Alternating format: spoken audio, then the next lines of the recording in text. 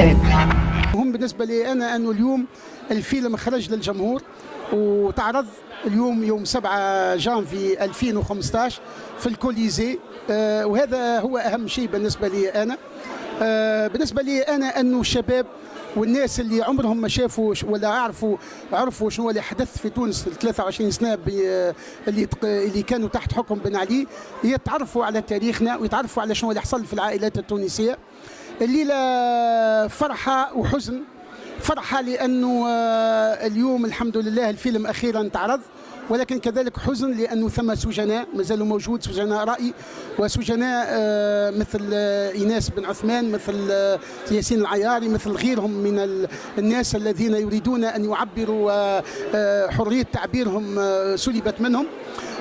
هذا المهم. انا بالنسبه لي ما نجمش نقول الشيء هذا. انا اللي كل نقوله انه الفيلم هذا قد يحدث حوار بين التوانسه، وهذا مهم جدا بالنسبه لي انا، انه يحصل حوار حول الفتره القديمه، حول ما حصل حقيقه، وانه الحقيقه والعداله تاخذ مجراها، وانه الناس ترجع عليها حقوقها، وانه ثم توانسه وتونسيات للاسف لازالوا معناها في بطاله، وفي معناها مرض، وفي معناها فاقه. كل هذا كان بسبب 23 سنة اللي مروا على توانسة وتونسيات اللي اليوم فيهم الكثير منهم محرومين من العلاج، محرومين من التمريض، محرومين من العمل. وهذا عيب علينا بعد الثورة التونسية وبعد هالأيام هذه كلها وبعد الثورة العظيمة هذه، أنه يبقوا توانسة لم يرجع لهم حقوقهم بعد الظلم الذي أصابهم منذ 23 سنة. نعم هو صراع فعلا، لأنه الصراع هو إيش؟ هو الصراع أن يبقى الإنسان أولا واقف. الصراع هو أن الإنسان يبقى على مبادئه.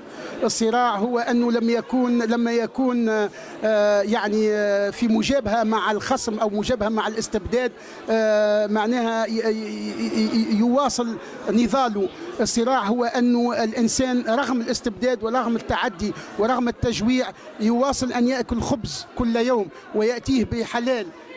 صراع من أجل أنه الأبناء يعني يحافظوا على النساء الذين عاشوا وحيدات بعد سجن معناها أزواجهم، يبقوا معناها يحافظون على أبنائهم وعلى تربيتهم وإلى غير ذلك. فكل هذا صراع، يعني صراع لا ينتهي. يعني هو صراع زاد كذلك من أجل أنه معناها التونسيون يعني يمنعون في المستقبل التعدي على الحرمة الجسدية والفكرية للإنسان التونسي. صراع من أجل أنه في يوم من الأيام يصبح التونسي له حق وله احترام لحرمته الجسدية. هذا كله هذا مهم، وهذا هو الصراع الذي أنا أحكي عليه في فيلم صراع.